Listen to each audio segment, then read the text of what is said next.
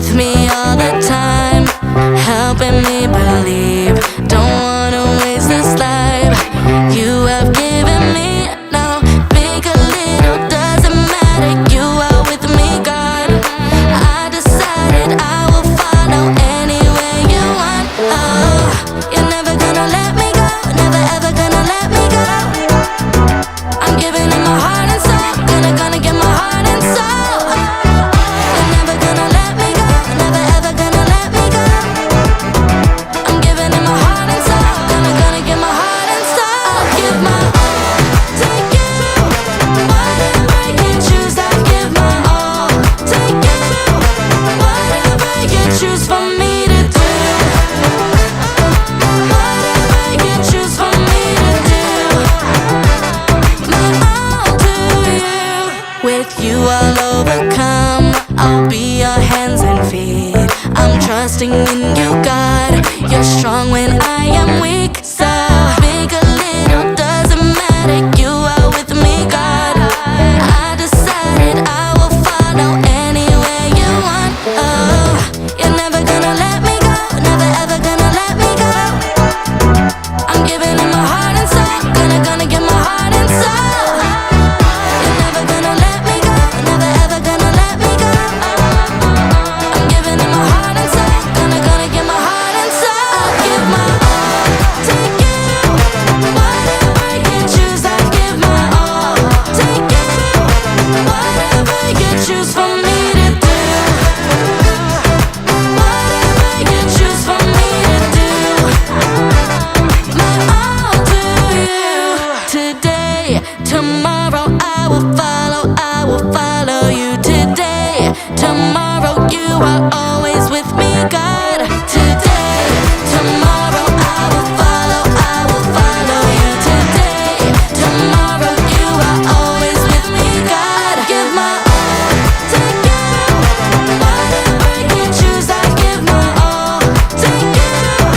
Whatever you choose for me to do. Whatever you choose for me to do. My all to you.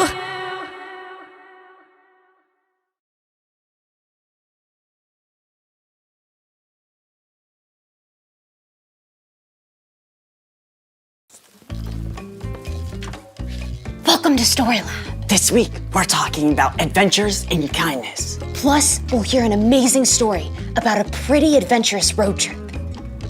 This way.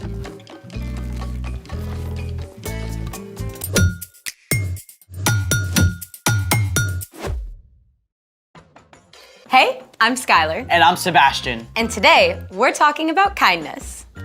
Kindness is showing others that they are valuable by how you treat them. Hey, nice backpack. You getting ready for school early? Nope. I'm going camping at Lake Wanasmacaskita. I love camping. Orienteering, setting up rain flies, cooking in the old Dutch oven, hobo dinners, and cowboy coffee. You know what I'm talking about, right? I've never been camping before. First time for everything. I mean, the real trick is just in the preparation, making sure you pack everything you need. Okay, that I've got covered. Okay, let's see what you got.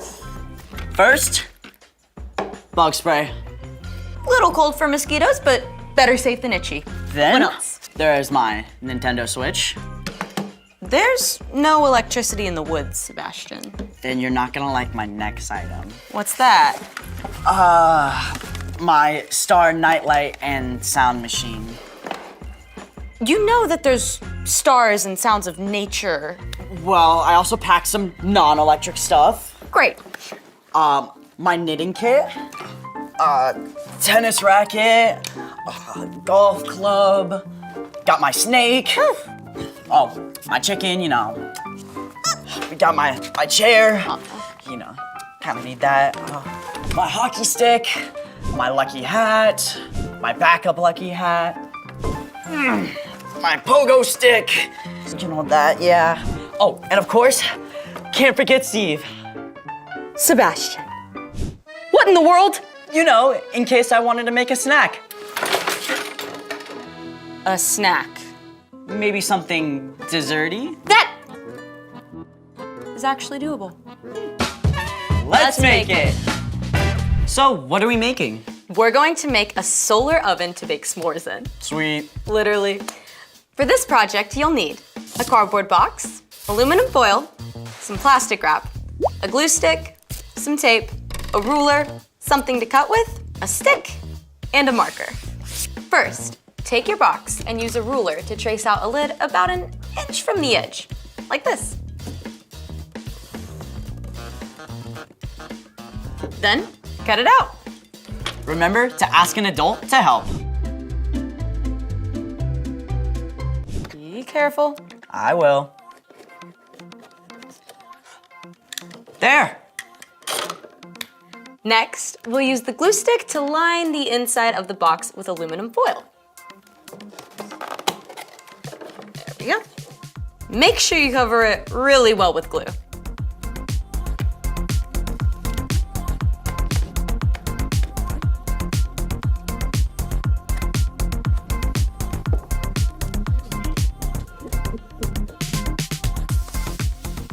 Okay, now we'll attach the aluminum foil to the inside of the box. Oh, like a real oven. The metal reflects the heat. You got it. Make sure the foil is as smooth as possible.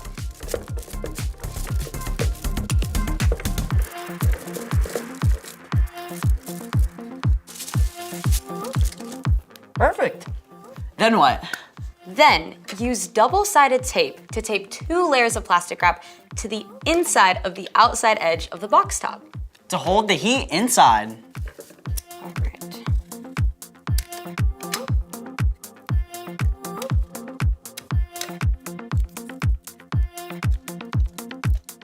It's nice and soft.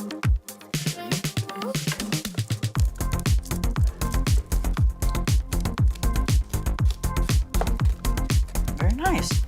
And now we have the second layer.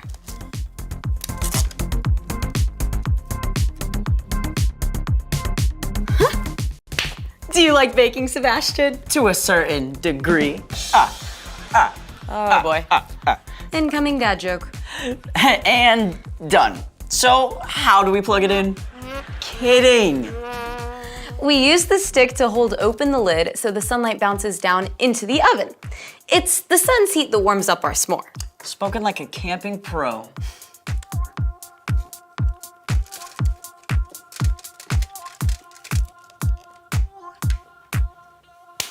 Now, all we have to do is head outside and set these babies up. I can see it already. Eating s'mores and telling stories around the campfire at Camp Wanna Smack a Skeeta.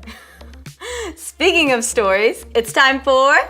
The story before the story. Today, we're in the Gospel of Luke, the 3rd book of the New Testament. Luke wrote about the life and ministry of Jesus. We find Jesus doing what he does a lot, talking to people. Young and old, sick and healthy, powerful and not so powerful. And when Jesus spoke to people, he often used parables. A parable is a fancy word for story. More specifically, a story that uses things people know about to explain something about God's kingdom. One day, a religious expert showed up to talk to Jesus. This guy thought he was smarter than Jesus. Spoiler alert, he wasn't. And that's where our story starts. Take it away. Hey everyone, I'm Padma. In Luke, we discover a conversation between Jesus and an expert in religion, who is really just an expert in missing the point. People like him weren't happy with how Jesus was changing things, and they wanted to trap him in his own words. So, this expert asked, "Teacher, what must I do to receive eternal life?" and like a good rabbi, a Jewish teacher, Jesus answered the question with a question. What is written in the law? This man knew his stuff. He answered, Love the Lord your God with all your heart and with all your soul. Love him with all your strength and with all your mind. And love your neighbor as you love yourself. You've answered correctly. Do that and you will live. There's a difference between smart and smarty pants because this expert thought he'd stump Jesus with one more question. And who is my neighbor? Jesus answered the man by telling him a story. a parable.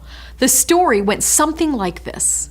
Once upon a time, there was a man who traveled along a road, a dangerous road, in the middle of nowhere. Suddenly, some robbers jumped out from behind a rock and hurt the man. They took everything he had and left him on the side of the road, sad, hurt, and all alone. Sometime later, a priest came along, a man whose whole job was to help people follow God. The priest saw the hurt man. Help! Help me! He's a priest, so of course he's gonna help the guy, right? I mean, it's the right thing to do. But no, the priest pretended the hurt man wasn't even there and walked past him on the other side of the road. Not kind, not cool. Please. Then along came a Levite, a man who helped people worship God. He saw the hurt man. Help. Please. But just like the priest, the Levite walked right on by, as far from the hurt man as he could get. I'm right here. Once again, not kind, not cool. But then a Samaritan man came along. Now, at this time, people from Samaria did not get along with Jewish people. It had been this way for hundreds of years. In fact, Jewish people would walk way around just to avoid walking by a Samaritan town. Oh no. Don't look this way. But this Samaritan cared about people more than he cared about old grudges. He felt sorry for the hurt man and stopped to help. Oh, they roughed you up good, but you're gonna be okay. I got you. The Samaritan man's kindness didn't stop there. He even carried the hurt man on his own donkey to an inn, which is like a hotel. There, the man could rest and get better. The Samaritan even paid the owner of the inn to take care of the hurt man until he was well again. Take good care of him. And if this money doesn't cover your expenses, I'll pay you back when I return. When Jesus finished telling his story, the religious expert said nothing. Then Jesus asked him one more question. Which of the three do you think was a neighbor to the man who was attacked by robbers? The proud expert who had tried to trick Jesus just minutes earlier was forced to humbly admit the answer. The one who felt sorry for him. Go and do as he did. Jesus made it clear. Your neighbor isn't only the person down the street. It's not just your friend. Your neighbor is anyone who needs your help and kindness. The end. Wow, the Samaritan helped the man even though there was nothing in it for him. Yeah, it even cost him time and money.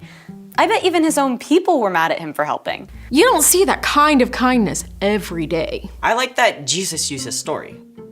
I mean, he could have said a lot of stuff to tell the expert that he was even smarter. But instead, he used a story that anyone could understand. Jesus did that a lot. So, what's our part in the story? Kindness is showing others they're valuable by how you treat them. And one of the most powerful forms of kindness is showing love to people who are different from you. Like, if there's a new kid who comes to your school from a different country or speaks a different language, you can ask them to sit at your lunch table. Or if someone thinks or acts differently than you, you can choose to listen and be kind to them, even if you don't agree with them. You can even be friendly to someone on the soccer team that just beat your team. Easier said than done sometimes. True. But remember, while you can't be best friends with everyone, You can still show kindness to everyone. you guys got this on lock. Peace. Bye. So here's the thing. Be kind to people who are different from you. Okay, let's do this.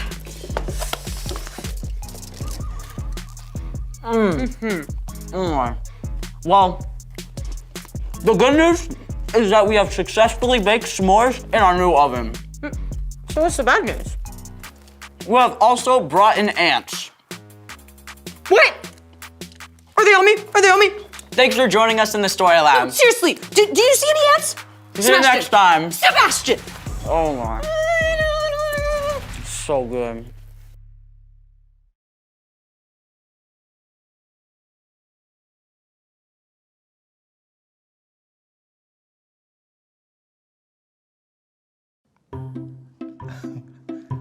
Excuse me? I misunderstood? Are you hearing this? The audacity.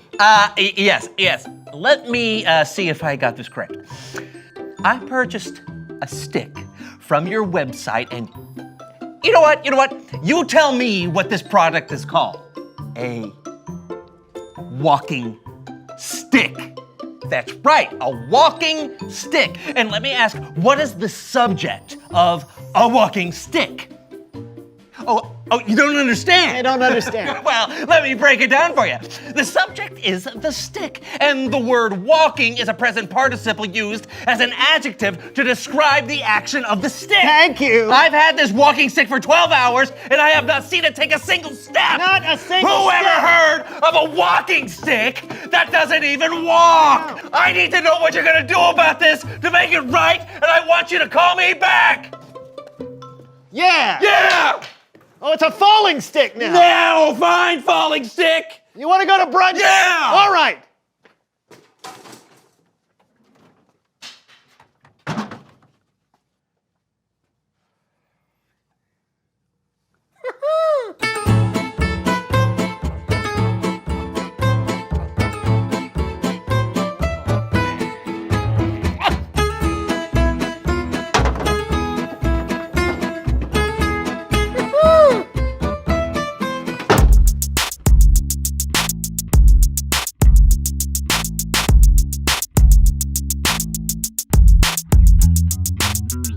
Weasel. Weasel. Weasel was his nickname. Yeah, that's right. Hello, everyone. I'm Brandon. I'm John. And welcome to The So-and-So Show. Well, John, it's been a fun month. Yeah. We've been learning all about kindness. Yes, and we've learned a lot about hiking in the great outdoors. That's right. I'd like to think that we've become a couple of experts. Indeed. And when you become a couple of self-proclaimed experts, you have to share that knowledge. Absolutely. So that's why we're starting a podcast. No, we're not. No, we're not starting a podcast. I mean, we have our own show, so we can just take the next few minutes and tell everyone what we've learned. Yeah. Why don't you go get your camping supplies, and I will go get mine. Perfect.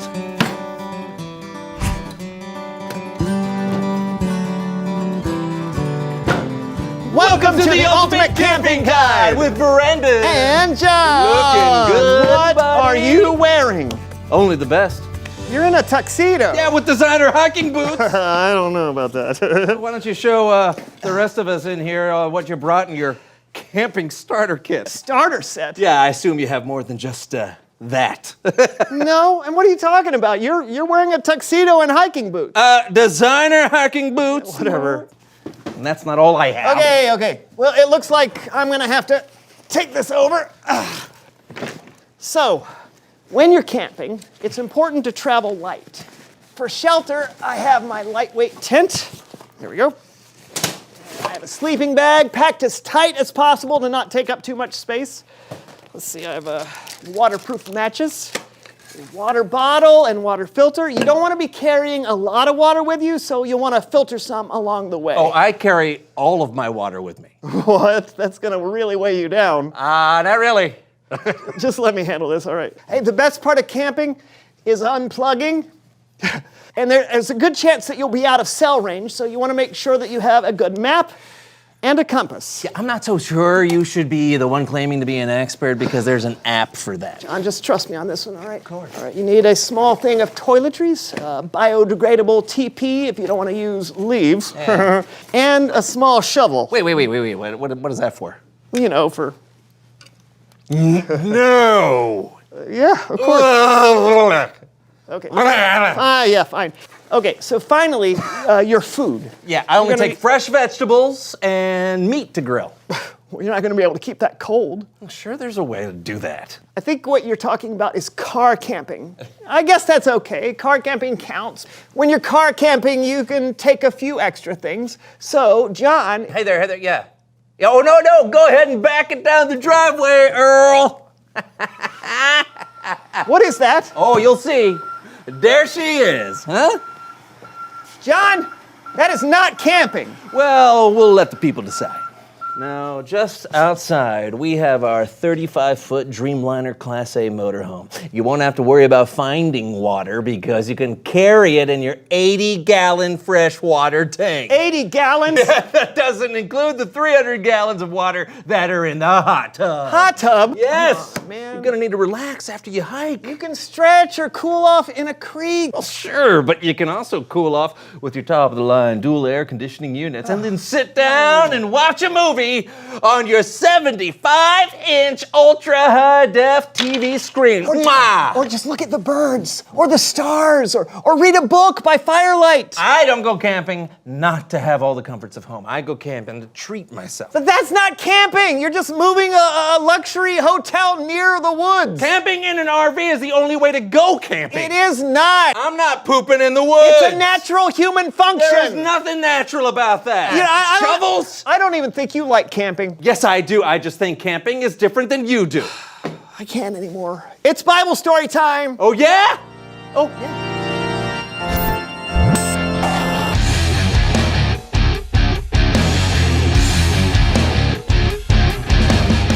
Hey fellas, how's it going?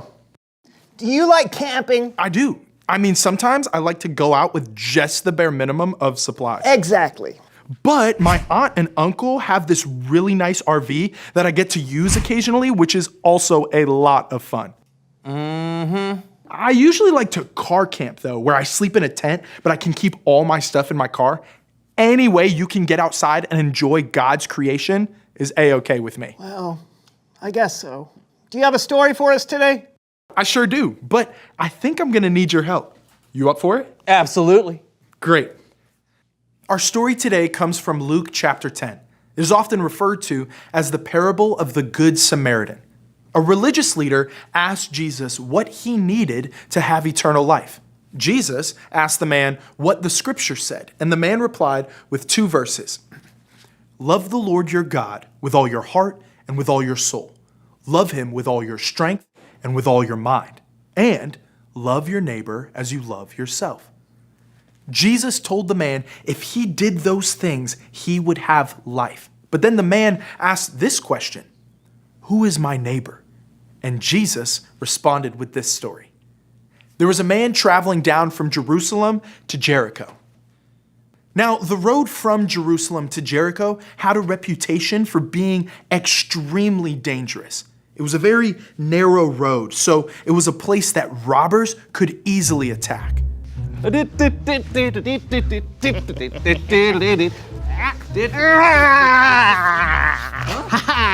Give me all your money. Wait. What? We're gonna do this the hard way, huh? Ow!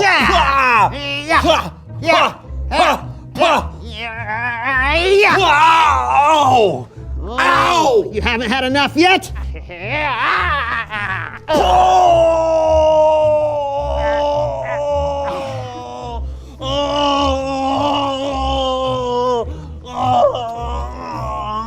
Please stop!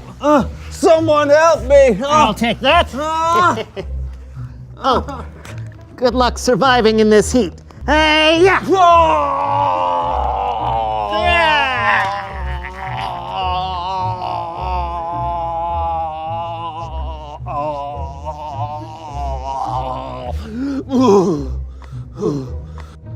Oh, somebody! I'm going to die! Robbers had come and stolen from the man and beat him up and left him to die. But then a priest came walking by. Someone that was a religious leader and knew the scriptures about helping those who were suffering. Surely he would do the right thing. Well, let's see. Yeah. Stop making that horrible noise.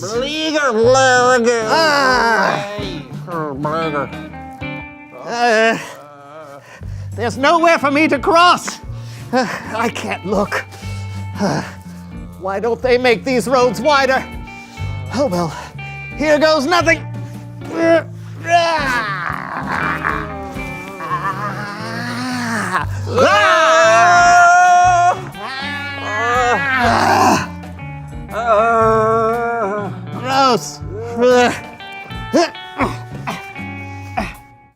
know if it was quite that dramatic, but in the story, the priest did not help the man.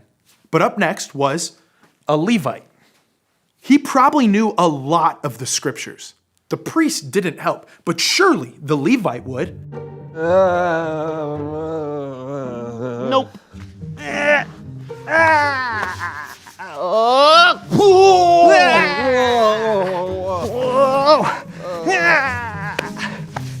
Nope.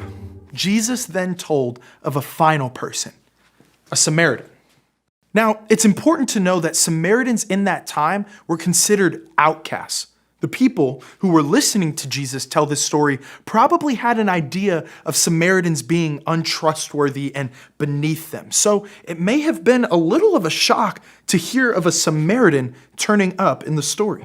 The Samaritan came and found the man lying on the ground, and he took care of his wounds.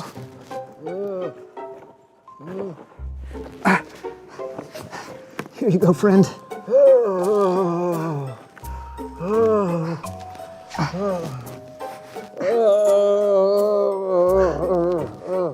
Jesus says the Samaritan then put the man on his donkey. Okay, friend, let's get you on that donkey. Thank you, friend. Okay, help me a little bit. Okay, Just give me your hands. Okay. Okay, the donkey's got me. Here we go. Here we go. Oh! The pain! The agony! Alley-oop!